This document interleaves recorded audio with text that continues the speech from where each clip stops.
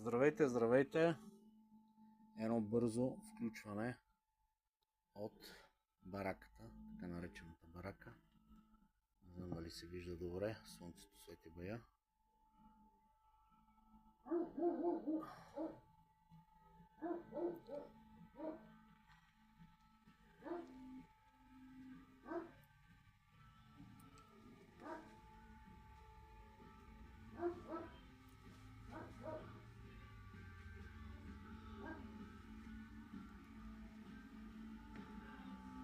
Вижте какви интересни нещица. Очакваме ви, Битака Перник. Правя едно обращение. Събота, втори от предаването на гала на кафе. Ще дойдат да правят репортаж за Битака Перник. Заповядайте. Госпожа Патрашкова ще придружава екипа снимачния. Всички сте добре дошли и отделно вече няколко пъти обявявам, но продължавам. Всяка събота, ден на отворените врати, всеки, който има непотребни вещи, може да ги продава без никаква такса при нас. Всяка събота. Значи ние сега в събота на втори, ние че отваряме от 10 часа сутринта, екипа ще дойде към обяд. Елате да се позабавляваме заедно, да се насладиме на обстановката на Битака Перник.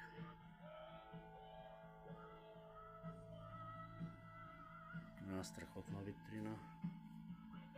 Тук има още една страхотна витрина. Тук е един лампион.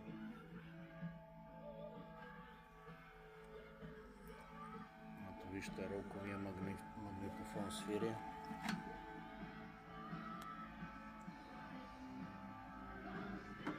Тук имаме един прожекционен апарат. Диапозитиви, спомняте си как гледахме като деца и ученици. Ето тук и филмчета, имаме доста детски приказки, приготвил съм, но просто днеска не стигнах. Много задачи, тук по кашоните, картини, неща, подреждаме, вижте, тайната вечера от артисти, много яка, Мадона в средата, Чарли Чаплин у нея, тази също е яка картина. Така, сега да видим и от другата страна какво сме извадили днеска. Видим в тази витрина.